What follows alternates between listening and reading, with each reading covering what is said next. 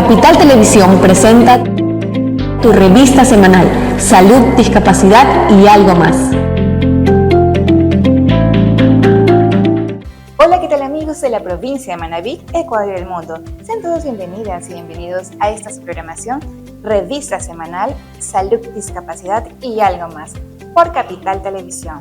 Sean todos bienvenidos, qué gusto, qué honor, muchísimas gracias por acompañarnos en este bello fin de semana y sobre todo porque les traigo a una invitada de lujo, una invitada muy especial. Aquí con mi invitada se trata de la doctora Dianita o Diana, de cariño Dianita, la doctora Diana Bravo Saticela. Ella es doctora médico cirujano, graduada en la Universidad Técnica de Manabí, es máster en dirección sanitaria, máster en bioética.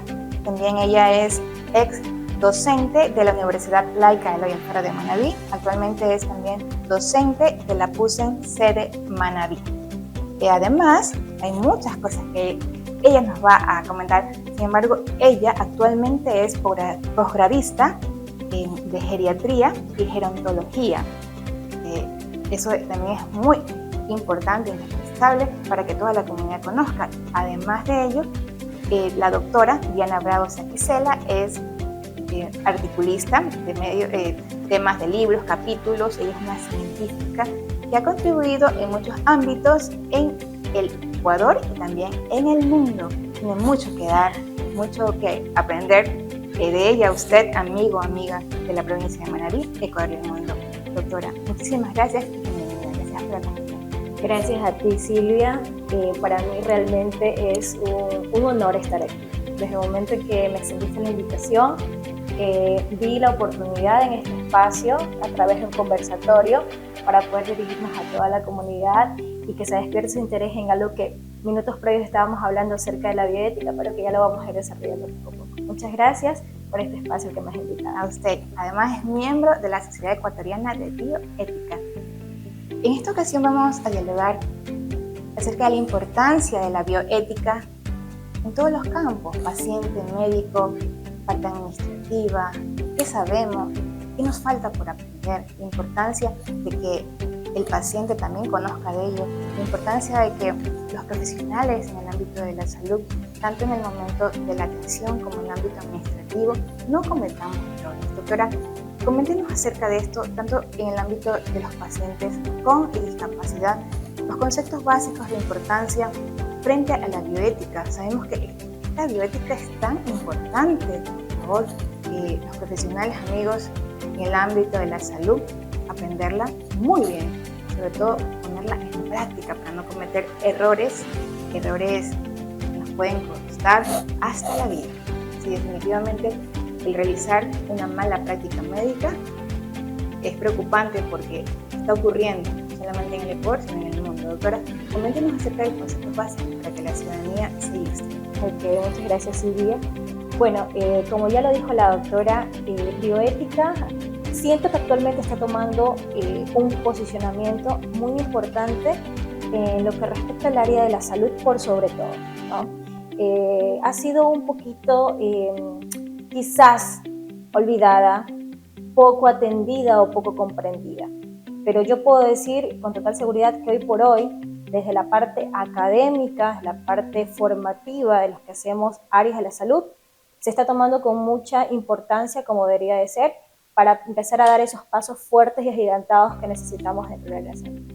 En la parte introductoria, la doctora Silvia lo ha dicho, debemos de empezar con un punto de partida, y esto es tener claro el concepto de bioética. Bioética es una disciplina integradora que trata de acaparar distintas áreas, desde la parte formativa, desde la parte académica, desde la parte investigativa, y se vuelve una herramienta importante para ayudar a tomar decisiones muy importantes dentro del área de la salud, éticamente hablando, con la finalidad de garantizar, proteger los derechos de los pacientes, los derechos de las personas que están en el área de la salud, con la finalidad de que se respete la dignidad de cada persona y de que cada decisión importante que tomemos dentro del área de la salud sea la más favorable para ellos.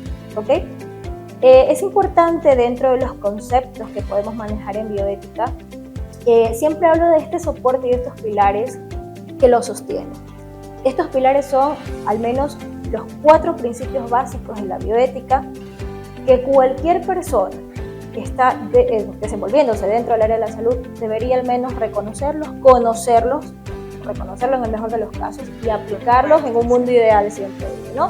Pues tenemos la autonomía, tenemos la justicia, la beneficencia y la no maleficencia. ¿Okay? Rápidamente, doctora Silvia, les voy a comentar cada uno de ellos. La autonomía, esa capacidad que tiene el paciente, la persona que es atendida en el área de la salud, para poder decidir libremente, voluntariamente, de una manera consciente, capaz, cualquier decisión que el médico pueda ofertarle que quiera intervenir en ellos. Es respetar esa capacidad para poder decidir libre y voluntariamente. ¿Okay?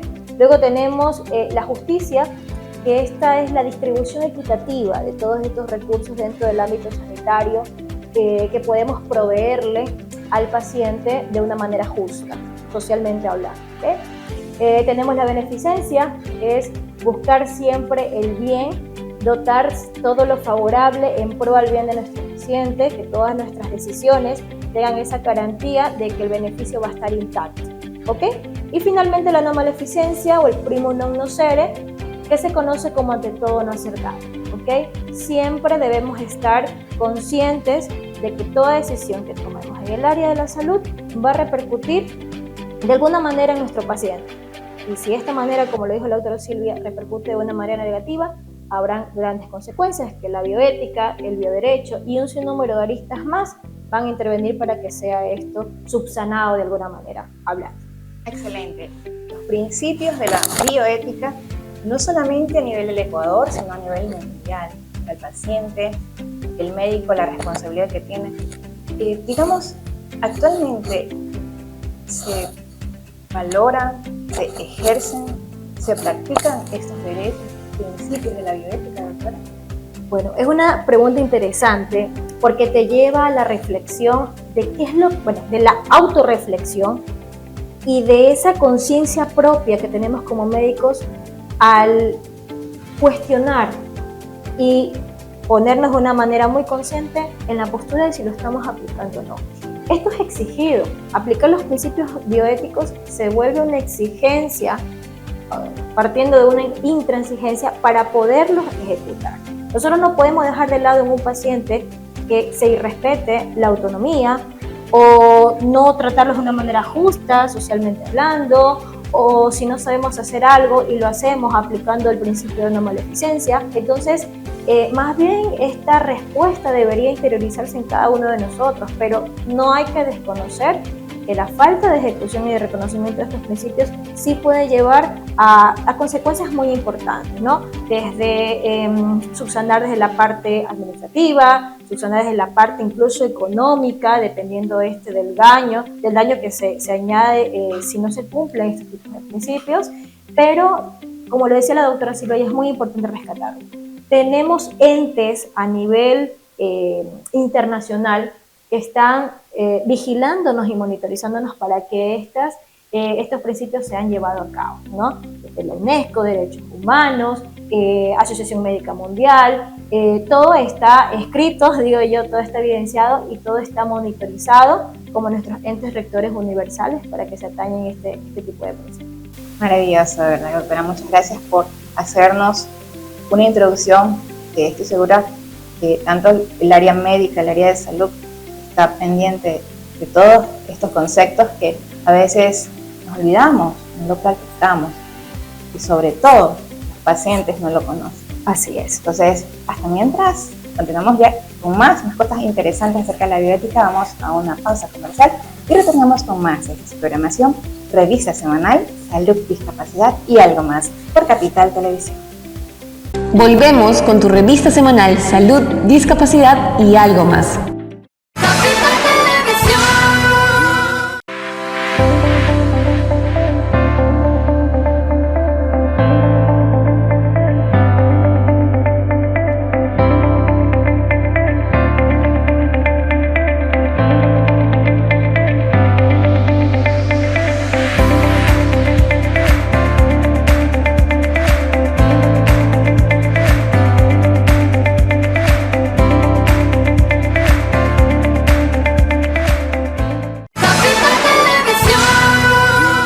Continuamos con tu revista semanal Salud, Discapacidad y algo más.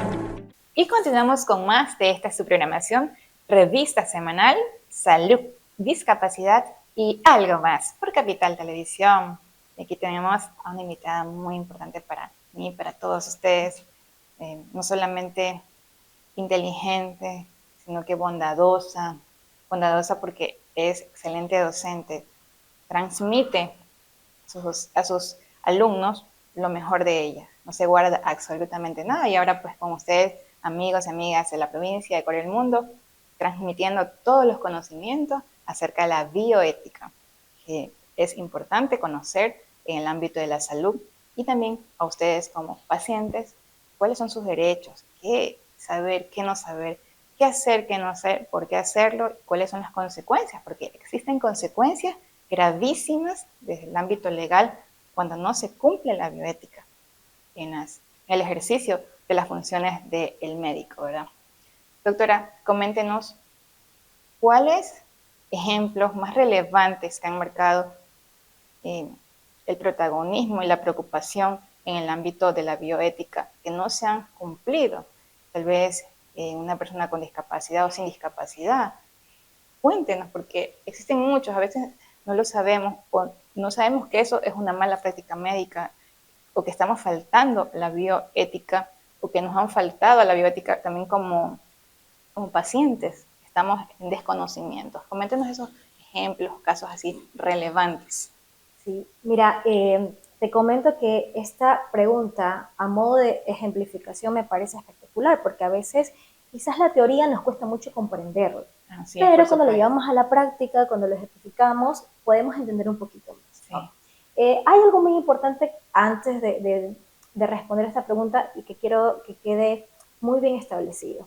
Yo en clases, y Silvia lo puede corroborar, siempre hablo yo de un trío amoroso en donde si se mantiene equilibrado, en un mundo ideal estaría todo perfecto. Claro, que depende de nosotros trabajarlo para que esto se armonice y se mantenga equilibrado. La bioética no está posicionada o no está dentro de sus funciones frenar los avances tecnológicos que hay en el área de la salud o frenar cualquier tipo de investigaciones que se den en los seres humanos. Jamás. La bioética lo que trata de hacer es analizar la forma en la que se está haciendo, porque debe de rescatar o de ser veedora de que estos derechos y de que esta dignidad y que estos valores propios del paciente se sostengan en el tiempo y se cumplan en cada actividad. Así es. Entonces, por ahí tenemos una premisa científica en la que se posiciona y te dice, somos capaces de hacer algún tipo de avance tecnológico en pro de la sociedad. Está perfecto. Pero la parte bioética lo cuestiona y hace un cuestionamiento desde el punto de vista de, ok, ¿cómo lo vas a hacer? ¿Qué vas a hacer? ¿Estás tomando en cuenta los pros y los contras? ¿Has hecho una balanza entre beneficio y consecuencia a sabiendas que jamás puede pesar el riesgo por sobre los beneficios? Jamás. Y pues bueno, si llegase a haber un tipo de confrontación, por así decirlo, entraría una tercera premisa que es la parte jurídica. Entonces, esta parte jurídica es el amparo legal en el que permite trabajar la parte científica, permite el posicionamiento de bioética, siempre y cuando se establezca y se respeten también las normas y leyes. Entonces, eso hay que tenerlo súper claro. Ejemplos que podemos llevar o traer a colación para hablar sobre el posicionamiento que tiene la bioética hoy por hoy. Académicamente hablando, siempre me gusta dividirlo en 3 tiempos. Los dilemas bioéticos, entiéndase que el dilema es un problema, es un conflicto. Entonces, cuando llegan 2 partes que pretenden defender su postura, entra un dilema.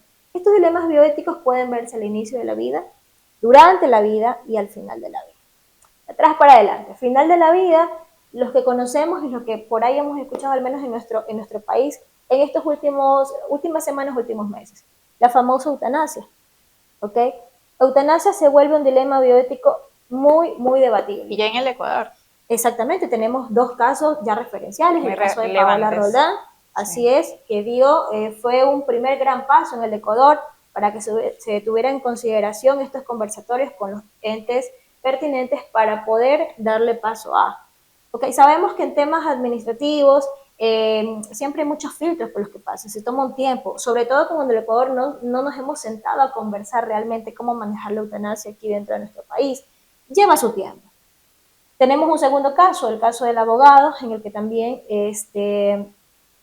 solicitó el tema de la eutanasia, ¿no? Entonces, esto nos invita a reflexionar de que por qué hay esas posturas, ¿no? Una postura que está provida, una postura que está pro-eutanasia, pero hay muchos factores, muchísimos factores, Silvia, que aquí se toman en consideración para poder direccionarnos hacia dónde vamos más. En la parte intrahospitalaria, por ejemplo, cuando manejamos un paciente complejo, tenemos los famosos LEDs o limitación de esfuerzos terapéuticos. ¿Hasta dónde seguir con el paciente? ¿Qué tan beneficioso es seguirlo invadiendo? ¿Qué tan beneficioso es seguir abordándolo con tubos, con vías, etcétera, etcétera, ¿no? Para no caer en el famoso encarnizamiento terapéutico, que académicamente hablando se conoce como distancia, ese también debería ser nuestro norte, ¿ok? Porque no estamos ofertando lo que necesitamos en el paciente. Recordemos que va a llegar un punto, y aquí entran los famosos cuidados paliativos también como un ejemplo en esta final de la vida. Cuidados paliativos, ¿cuándo hacemos uso? ¿Cómo hacemos uso de? Yo creo que también cuidados paliativos está tomando bastante fuerza hoy por hoy, porque quizás no se logra entender totalmente cuál es la función de ellos, ¿ok? Ya no solamente vemos al paciente como una esfera biológica, debemos de considerar el resto de sus aristas, la parte psicológica, la parte emocional, la parte social. La parte ¿okay? familiar es muy y la importante. parte familiar es muy importante, son ellos el soporte y son ellos los que están de manera consciente viviendo lo que un paciente pues en ese momento no puede decidir. Las famosas voluntades anticipadas que ahora a propósito de lo que te hago mención con los LEDs, no es parte de nosotros, no es hábito del ecuatoriano, no es hábito probablemente de que tú te sientes un domingo a conversar tan siquiera sobre las famosas voluntades anticipadas. Cuando de manera consciente yo logro decir, bueno, en el momento en que yo me encuentro en X situación, quisiera que me manejen de esta manera, o no quisiera que. Yo creo que si empezamos a hacerlo parte de nosotros, nos ahorraríamos mucha culpa, los que somos padres, los que somos hijos mayores, los que somos hijos únicos, porque toda la responsabilidad cae sobre nosotros. Entonces, cuando hay una voluntad anticipada, creo yo que se vuelve menos culpable para nosotros tomar una decisión, porque estamos dejando que la libertad de decisión en ese momento del paciente se haga respetar. Pero no se habla. No se habla porque es un tema de mucho temor en la exactamente, familia. es un tema hasta de tabú. Tú no Sí. tomas un domingo, por ejemplo, donde te reúnes normalmente con la familia a hablar de, porque nadie quiere hablar sobre cosas negativas en la vida, ¿ok? Pero imagínate en ese momento todo lo que puede pasar. Y está bien que no en su momento no haya sido considerado como parte de, pero tan importante se vuelve porque, ya te digo, hay decisiones diferidas para la esposa, diferidas para los hijos, diferidas para el hermano mayor, y que realmente no saber qué decisión, o si la decisión que tomas es la correcta o no, tiene que ser muy complejamente manejado. ¿Ok? Entonces, así es. Durante la vida, ¿qué ejemplos podemos dar? Durante la vida sabemos que existen hoy por hoy grandes investigaciones que se hacen en seres humanos para poder alcanzar grandes ofertas en la parte de salud. O sea, ¿cuáles? Empezar a entender que se están trabajando en curas o tratamientos que antes aparentemente no había. Y saber que hay ensayos clínicos que están en su fase 2, 3, 4, casi ya la fase 4 que es la comercialización, casi que lanzándolo al mercado, para poder entender que ya tenemos una herramienta en la que podemos ya empezar a pensar en que este paciente que antes no podíamos ofertarle nada más en tratamiento, lo podemos hacer. Ya tiene solución. Tiene solución. Sí. Aquí, ¿cuál es el punto? El punto en que empieza a haber un debate. ¿Cómo se lo hizo? ¿De qué manera se lo está haciendo? ¿Se está considerando un todo o solamente estamos con ese interés de encontrar en la cura, sí, olvidándonos del resto, olvidándonos de todo lo que atañe al ser humano o al paciente como tal? ¿Ok? Métodos anticonceptivos en algún momento también formó parte del lema bioético durante la vida, estos métodos de planificaciones familiares, cuáles son de carácter abortivo, cuáles no. Sabemos que el que se consideraba antes como abortivo ya no lo es, porque actúa en una parte específica antes de la concepción, ¿no? Y bueno, al inicio de la vida también podemos tomar en consideración todas estas técnicas de reproducción asistida, por ejemplo. ¿Ok? Sabemos, y esto trayendo a colación un poco el boom que hay ahora, tenemos úteros artificiales que están dando, anidando, que están dando vida a un bebé. ¿Para qué? Para aquellas familias, mujeres, que no pueden hacerlo. ¿Dónde estaría el punto bioético? El tema científico está abarcando tanto, ¿no?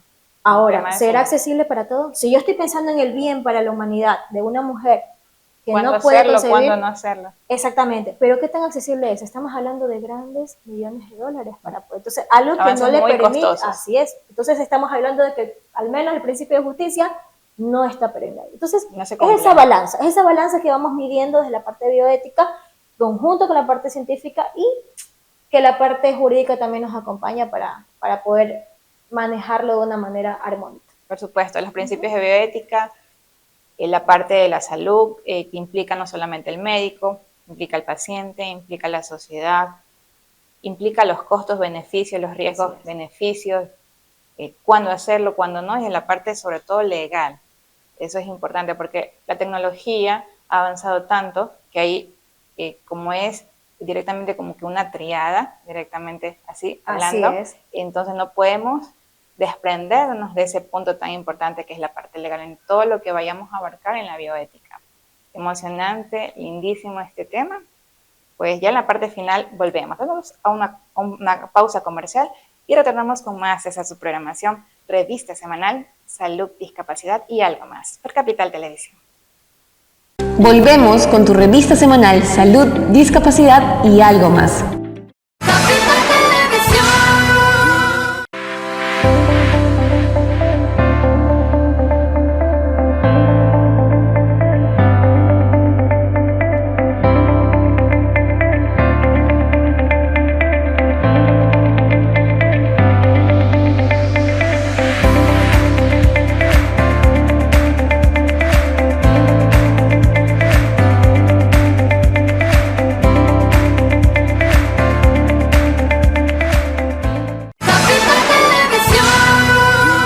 Continuamos con tu revista semanal Salud, Discapacidad y algo más.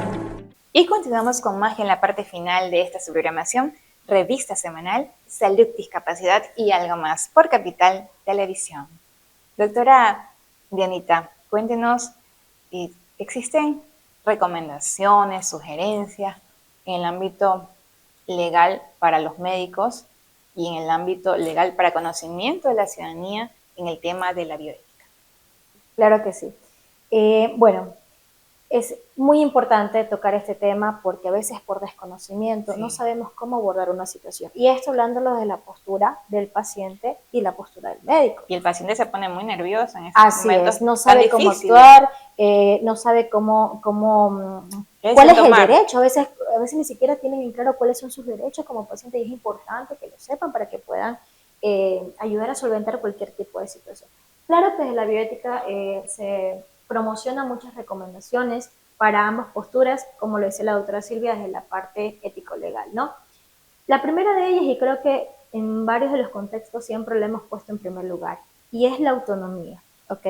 El paciente debe de conocer que toda decisión que sea tomada por él mismo debe ser de una manera libre y voluntaria, con ninguna fuerza coercitiva, ninguna fuerza guiada a que se tome un determinado tratamiento, aunque la postura del médico quiera ofertarle siempre lo mejor. Nosotros siempre vamos a buscar lo mejor para nuestro paciente, pero eso no significa que se reste o que se consuma esa oportunidad de que el paciente de una manera libre y voluntaria pueda expresar. Se le da todas las opciones al paciente. Así es. Y en este contexto, nuestra herramienta estrella es el consentimiento informado.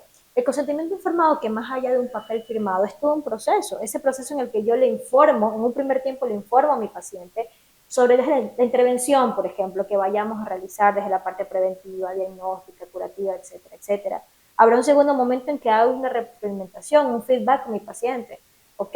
Voy a preguntarle si realmente comprendió todo lo que yo le acabé de manifestar y si tuviera alguna duda, por ejemplo. Y finalmente darle la oportunidad de que me acepte o en su defecto no me acepte la intervención o que haya un proceso de revocatoria, que eso también es muy importante que lo sepa el paciente.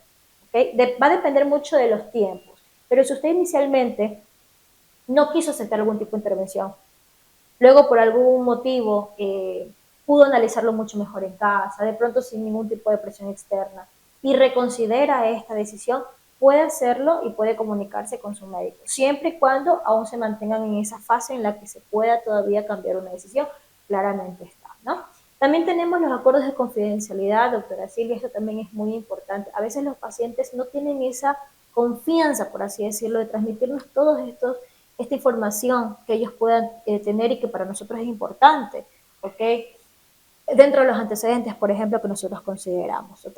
Entonces es importante que usted sepa, mi estimado amigo, en calidad de paciente, que usted debe socializar todo tipo de información, llegando a un acuerdo de confidencialidad con su médico cabecera. Que nosotros como médicos sabemos que en la parte legal necesitamos manejar, darle un buen tratamiento de datos a cada una de esa información que nosotros receptamos.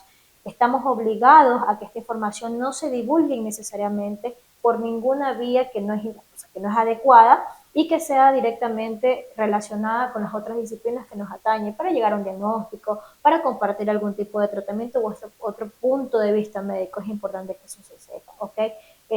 También el respeto a la dignidad, ¿ok? La dignidad como ser humano es uno de los principales derechos que usted posee y no debe de ser atropellada, no debe de ser vulnerable en ningún tipo de situación por distinción de sexo, edad, raza, etnia, diferenciación o algún tipo de ideología, algún tipo de afinidad, es más, hasta político, económico, social.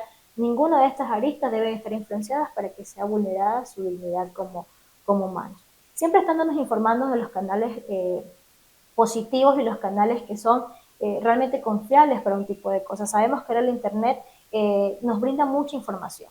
¿Okay? Ahora hemos tenido actualmente un paciente activo cuando en años anteriores, mucho tiempo atrás, teníamos un paciente pasivo. Sí. Y entramos un poco al paternalismo en esta relación médico-paciente porque el paciente solo llegaba a cumplir lo que nosotros de una u otra manera dirigíamos. Sin embargo, hoy por hoy tenemos, y me da mucho gusto decirlo, tenemos un paciente mucho más participativo, un paciente más activo, un paciente que ya te acompaña en procesos de decisiones. ¿Por qué? Porque tiene el alcance de esta fuente de información a través de las redes, a través del Internet. Pero ojo, hay que dosificar el tipo de información que nosotros estamos trayendo también a nuestro conocimiento y verificarlo con la persona idónea, que en este caso pues sería el médico. Hablaba usted, doctora, acerca del consentimiento informado. ¿En qué momento el paciente debe tener presente que se le debe entregar un consentimiento informado? ¿En qué circunstancias?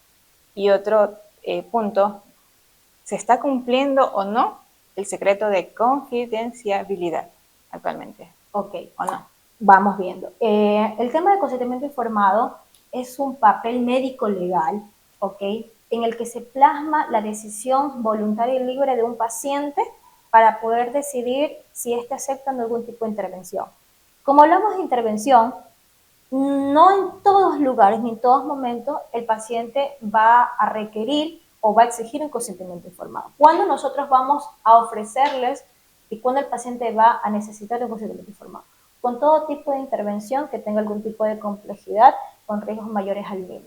Por ejemplo, una cirugía, estamos obligados nosotros como médicos a que haya un consentimiento informado, ¿ok? Algún tipo de método de intervención diagnóstica, por ejemplo, endoscopías, colonoscopías, algún tipo de abordaje que lleva riesgos, siempre digo yo, mayores al mínimo. Pero el riesgo lo podemos clasificar en sin riesgo, aunque yo por allí me queda mucho la duda porque no toda situación está libre de riesgo. Siempre hay un factor que te puede generar algo de riesgo por más mínimo que sea. Pero bueno, académicamente hablando está distribuido en sin riesgo. Luego tenemos un riesgo mínimo. El riesgo mínimo es aquel que no te causa un impacto en tu funcionalidad ni negativamente hablando a tu vida diaria, ¿ok?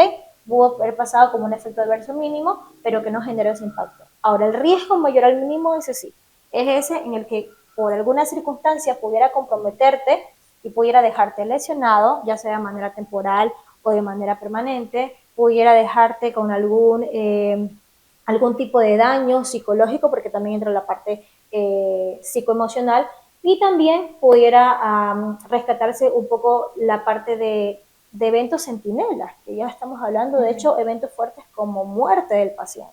Entonces, esta herramienta que yo de paso invito a todo médico que sea muy bien estructurada y muy bien llenada, y lo mismo al paciente, que sea dotado de. Entonces, en todas esas intervenciones, doctora, es donde principalmente se debe hacer hincapié con los consentimientos informados, tipo de intervenciones preventivas, diagnósticas, etcétera, que sean con riesgo mayor al mínimo. ¿Existe o no la confidencialidad actualmente? Sí, tenemos documentos que le dan soporte legal a este tipo de documentación. ¿Okay? Una cosa importante que hay que tomar en cuenta es el secreto profesional y la confidencialidad. La confidencialidad nos permite de alguna u otra manera compartir la información siempre y cuando el tratamiento de datos lleve el canal correcto, ¿ok? Porque trabajamos multidisciplinariamente. Cuando esta información se salta de esos canales correctos, Entonces estamos permitiendo que la información se divulgue de manera innecesaria. Allí estamos faltando al acuerdo de confidencialidad y esto es penalizado por la ley, ¿ok? Tenemos datos de pacientes en diferentes categorías, datos de salud, datos personales, datos sensibles, datos de interés, datos realmente vulnerables. Entonces no es lo mismo preguntarle al paciente la edad y no es lo mismo preguntarle si padece algún tipo de enfermedad infectocontagiosa, por ejemplo. Entonces ese tipo de tratamiento de datos hay que saberlos ahondar. Estamos protegidos del año 2023 con la Ley Orgánica de Protección de Datos, que también es importante que podamos leerlos y empaparnos de todo lo que comprende, pero sí existe acuerdos de confidencialidad y sí está penalizado cuando no lo hacemos de manera correcta. Ahora, secreto profesional, este es un compromiso ético-médico en el cual pues el paciente, mediante una conversación, te confiesa algún tipo de información en la cual te dice, ¿no? Doctor, acompáñeme en este secreto. Ahora, dependerá de nosotros como médicos si realmente esta información que vamos a comprometernos a guardar no afecta a terceros, porque ahí estamos hablando de secciones en el que no solamente pues, está involucrada una sola persona, sino todo un entorno. Y esas son las famosas excepciones al secreto profesional. Lindo, lindo toda esa información valiosísima, de verdad. Muchas gracias, doctora, por habernos acompañado.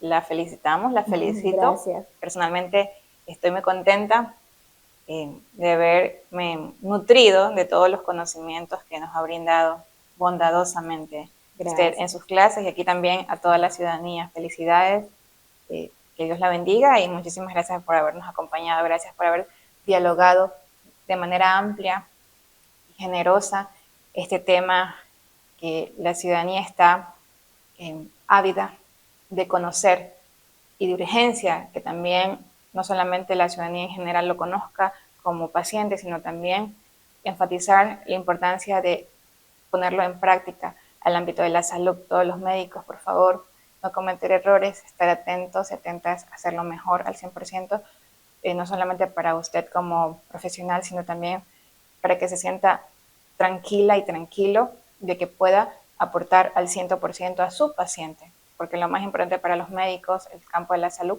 es el paciente.